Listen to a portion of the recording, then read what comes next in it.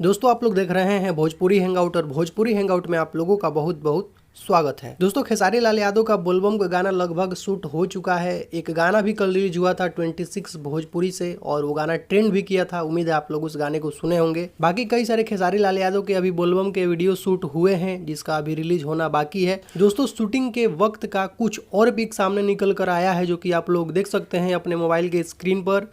ये सब पिक शायद आप लोग पहली बार देख रहे होंगे। शूटिंग के पिक को देखकर आप लोग अंदाजा लगा सकते हैं कि किस लेवल का खेसारी लाल यादव का इस बार का वीडियो का शूटिंग हुआ है। 10-12 नहीं काफी सारा वीडियो शूट हुआ है खेसारी लाल यादव का इस बार का। आप लोग फोटो को देखकर अंदाजा लगा सकते हैं।